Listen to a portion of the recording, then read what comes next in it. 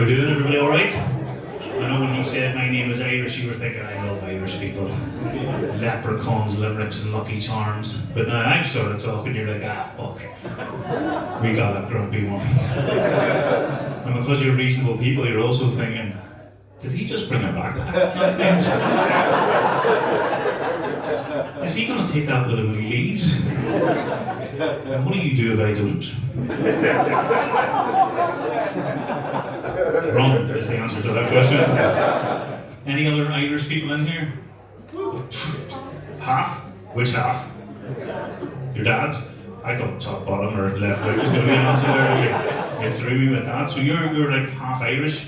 There's a bomb on that stage, you didn't jump up there to save all these beautiful people? But you're too small. This guy, you should throw yourself on the back. You are fucking huge, man. You wouldn't even feel that. That'd be nothing to you. That'd be great.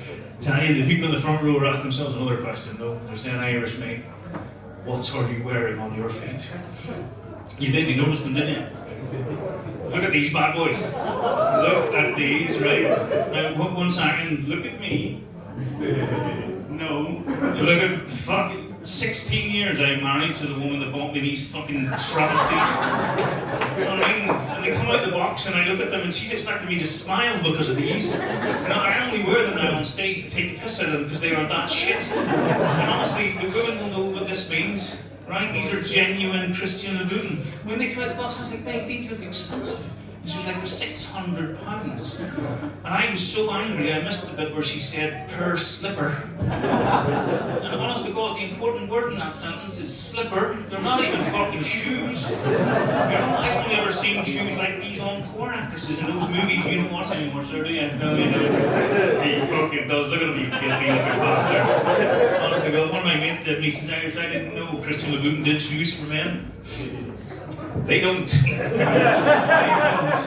But my wife even had the audacity to say, we should wear those shoes when we're in Ireland, we're going to a wedding, you know, let people know how well we're doing. And I was like, it's not a kneecapping offence, like, someone will remove them from me and beat the shit out of me with them. And I call that lady, Mum. She's wild, she's wild. So full disclosure, I'm in your country, I'm over here stealing one of your jobs. I've been doing this for 28 years. I am in your Royal Navy. I have the most pointless job in the entire Royal Navy. Any other military types? No one wants to admit it. Fucking fair one, because I would slag you off. Usually I get the army, and I like giving them shit. Because you know the army, they say we're quite competitive, but but to be fair, whenever the army go off to fight and die in some horrible war, we in the Royal Navy will give them a lift. We're good like that. Has anyone seen the movie Top Gun? Yeah. So I've just been on the aircraft carrier, the Prince of Wales. I have the most pointless job on the entire of the ship, and you see it in the movie Top Gun. You know the guy that points at the end of the runway, the jet goes off. This guy. Fucking pointless. 3 billion quid's worth of aircraft carrier, £100 million jet. Millions were used to train this individual. We put a ramp at the end of the flight deck for him to go up. But yet my job is somehow, you mate, we're going that way. Insane. One time I just pointed the other way to fuck him up. I cannot repeat what he said over the radio about me, but it rhymed with Jeremy Hunt. It's good, you do weird stuff though in the Navy, because when you go away for so long, you like to see for 7 months, you come up with games. One time we were away, and we were professional sailors, right? We were away in 5 decks, like a loop deck on an aircraft carrier. We were playing a game where everybody had to pretend to be a vehicle. So people were generally walking up 5 deck going, and going as they were going around each other to indicate. The captain found out about it and was like, this has to stop. We can't let people visit the ship and see stuff like this. And I then seen one of the funniest things I've ever seen in my life. So I laughed so hard, so quickly, I nearly shit myself. I'm not even lying. I was walking up 5 deck, there was 2 Royal Navy policemen stood there, ready to check people out, and this guy came past me doing the thing. And one of them looked at me and went, Dave, it's your turn, go get him. And he went, no problem. And the other Dave basically does this, he goes, and just takes off down after him. Honest to God, I was like, fucking hell. It was so funny. Who thought cops could have a sense of humour? Didn't know it was a thing. But you do get to do good stuff. Like I went up to the bridge once, right? I went to the bridge and I was like, hey, if I let you launch a jet, because it's pointless, so anybody literally could do it. Can I have a go driving the ship? Well, yeah, come on. I was like, seriously, you're gonna let me drive an aircraft carrier? And they're like, yeah, we're in the middle of the ocean, you could not get this wrong. I was like, oh my fucking beer. And I get into the chair, man, right? Again, there was a young woman there, it was her job, and she was like my supervisor, right? About 5 minutes into this, she starts laughing. And I was like, are you laughing at me? And she was like, yeah. I was like, why? And she says, every time we go left, you go, wee. Every time we go right, you go, woo. To put this in context, she was 19. I was 45. Absolutely insane. We were heading off to America though on that trip, and I know America was just mentioned, but my God, is there any Americans in here? Good, because they do not like this bit. They are the thickest fucking people I have ever met in all of my life. And when you arrive, I've been quite fortunate. I've been in 93 countries in the 30 years I've been in the Navy, so I've travelled a lot. And in 92 of them, I've done exactly what you've done, Sam. You arrive, you sit, you have your beer, you're like, I'm good, make me laugh, dickhead. That's all that's happening now. I'm here, sip that beer, we're getting on. But not America, man. You get to America, you've not really arrived until you've seen their news. So I'm in Times Square, I look up at the TV, and I shit you not, it says, drunken monkey terrorizes neighborhood. And I was like, we have to turn that up, I need to know what that shit's all about. And it was literally that, a monkey had escaped from a zoo, found a 6-pack of beer, nailed it, and then ran around a housing estate slapping the shit out of people. It's like only in America, man. And then animal control turn up to arrest the monkey, and they hold it up to the news report. He was wearing a sailor's outfit. I was like, get in, man. And because it's America, you can pay $20 and visit the monkey. I visited George 3 days in a row. Smartest American I've ever met, I can tell you that for free. I'm not being about stupid, like they're very patriotic as a people. I found out later that night, I was a little bit drunk. My nickname is Irish, and one of my mates says, Irish men, do you want a pint? And I was like, yes. And an American comes to me and said, why do they call you Irish? And then proceeded to tell me about the time a cat like Shamrock, like Tim, and that somehow made him fucking Irish, because they all are. Suspect as fuck that. And there are 5 million Irish people that live in Ireland. There are 40 million Irish people that live in America. And I have a theory about this, English people. Gives a cheer if you're English? Yes, and most of the room, as you would expect to find. My theory is, whenever we lost that wee war we had with the Americans, and it was like all of a sudden it wasn't cool to be English anymore, they're like, oh, we're going to pretend to be Irish now. And that's why we've got so many of the fuckers. All with their stupid names. I was on a plane once, and it was the air stewardess was called Siobhan. Shit you not. And the guy 2 rows back and he says to his daughter, he says, Siobhan, she has the same name as you. This kid was 11 years old and found out on that moment when I turned around and went, what? And so did Siobhan, the air stewardess. We were looking at it, that is not how that's pronounced. She was fucking devastated, as you can imagine. Fucking class though.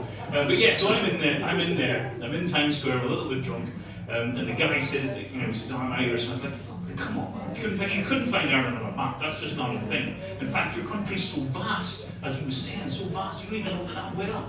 I was like, he goes, test me. He goes, all right then, 2 states beginning with P. Sir, you look intelligent, what's the first state beginning with P? Pennsylvania. Right, he isn't fucking good at this, aren't I? Good at this. And then, so he couldn't get the second one, and I'll just help you out, there isn't a second one, right? So what happened then is about a bunch of Americans got together and started trying to figure it out, because they were patriotic as fuck. And after 15 minutes of it, Irish had no idea. It's like, the answer is Pearl Harbor.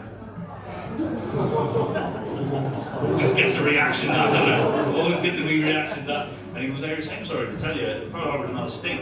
It was when the Japanese left it.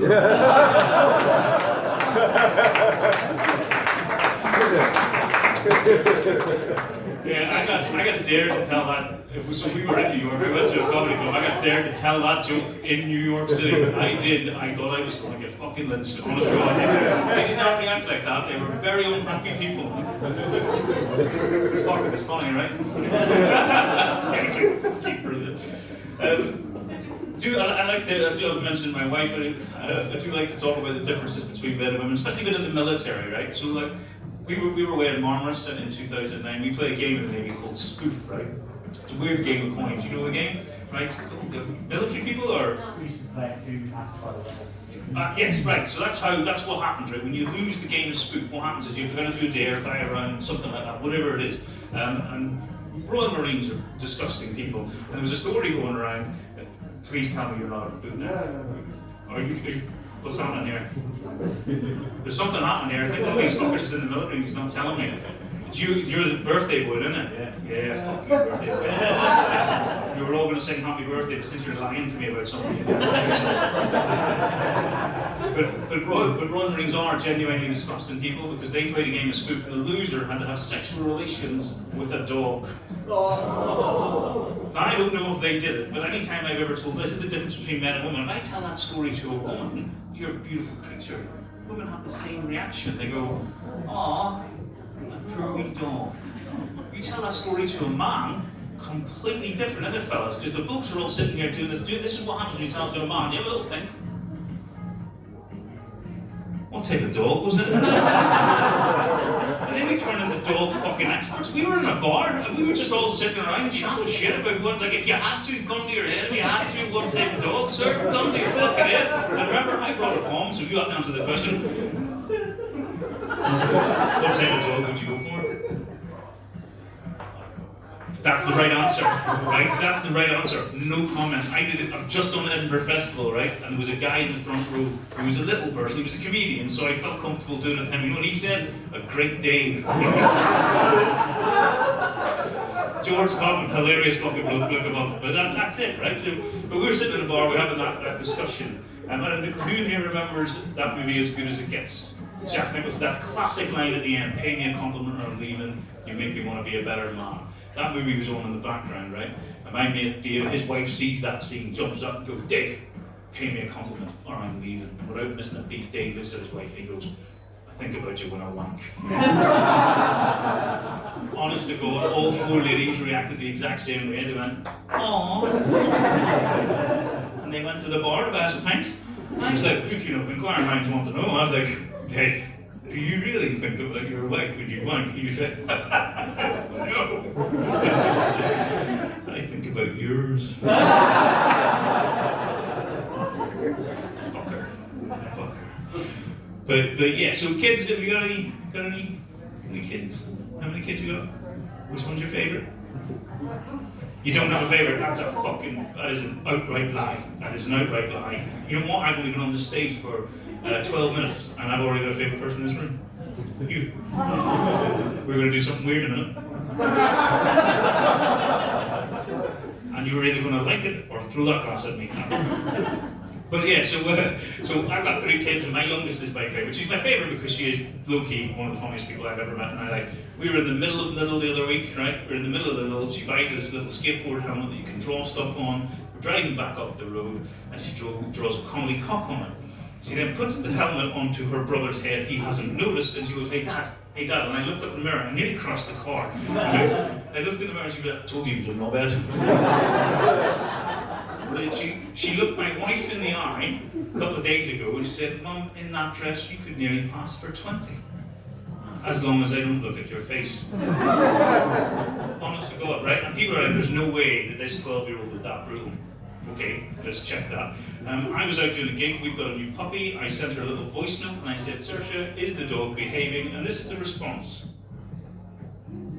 "No, he's not been behaving. He jumped up on the sofa and hit me in the head with his balls. Yes, his balls. And now I think I've got a bruise on my head from his balls." That's quite nice, but this is how she ended that message. "That little motherfucker."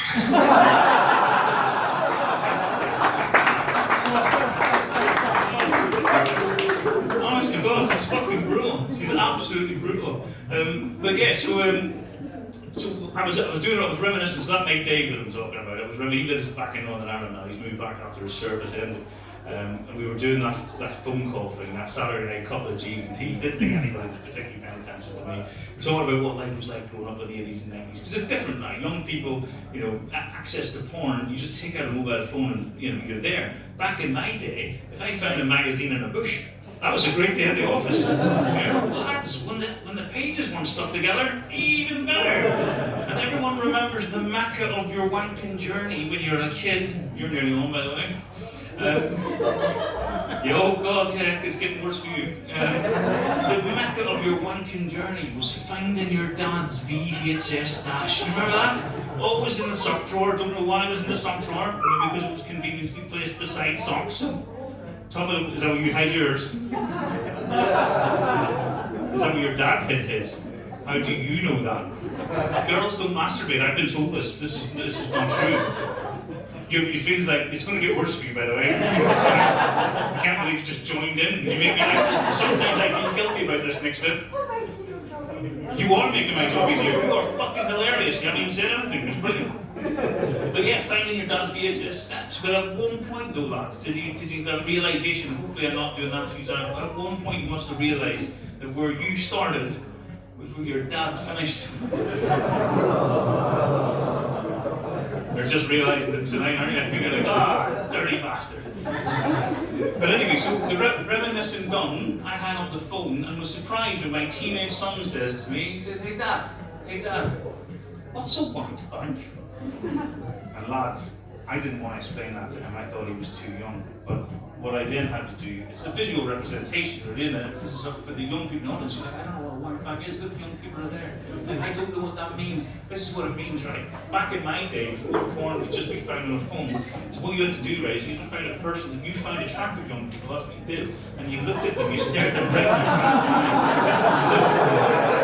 eye. You stared at them, you stared until you drank in their beauty, and then you did this, you went, click. And you're in the wank bank now.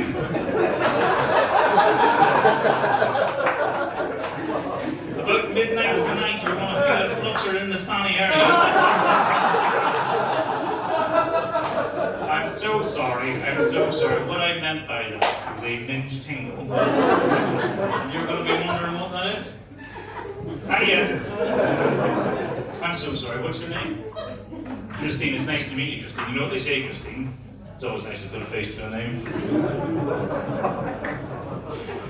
Sir with the beautiful long hair sitting behind Christine, what's your name? Declan. Declan, it's nice to meet you, Declan. I've got to tell you the truth, Declan. Got a little bit of you in that picture.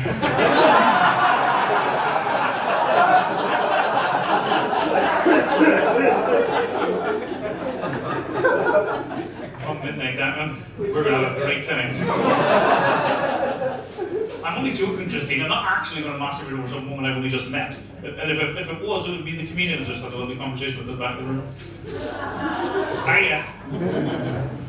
No, so I did. I went to the wedding, right? I went to that wedding in Belfast.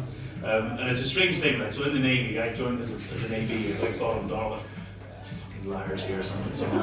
But about 8 years ago, I became an officer, and they're a different breed, and I became one because I thought, these people are thick as shit, and I've got to get into that room to make better decisions. And that's what I hopefully do. But I fly over to Belfast, go to the council estate that I grew up in to see my brother. And as I step through the door, and accents are a thing. There are people in this room with accents that know that when you pick up the phone to talk to somebody from back home, your accent comes on thick, like pretty rapidly. And I didn't really think about that the other way around. So as I step through the door, I'm talking to a guy, and I shit you not, his name is Rupert Cash. Yes, he is exactly as posh as you think he sounds. And I'm on the phone, and my brother is listening to this conversation. And he's getting angrier and angrier because I'm there going, yeah, well, yes, Roots, yeah, absolutely, Roots. It's all a little bit nefarious, so we'll talk about it next week. And I've never hung up the phone like this in my life, but I shit you not, at the end of that call, I went, ta-ta for now. Dickhead, yeah, you're judging me. You should be judging me. That was a weird thing to say, and I turned around and my brother is fucking furious. And he's looking like he wanted a bomb to throw in my face at that moment. And he's like, when did I get a posh prick for a brother? And I was like, I'm not a posh prick. And my wife was there, I was like, you tell him I'm not a posh prick. My wife looked at my brother and said, ask him what he had for breakfast. I had a poached egg. Smashed avocado. Some shavings of smoked salmon. And he was like, you're right, you are not a posh prick. You, my friend, are a grade A cunt. And he walked out the room. My dad was there, he voted with his feet, didn't say a word, just stood up and followed him out. And I was devastated. I'm looking at my wife going, come on, babe. Me, I'm not a posh prick. I'm still from this lovely council estate. You know what happened then? I looked down, oh, to see these fucking slippers. That is nearly my time. But before I go, I'm just going to do one wee thing.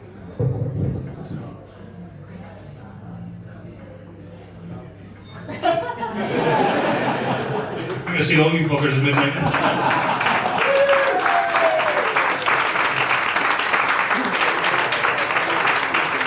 Keep it going, Irish.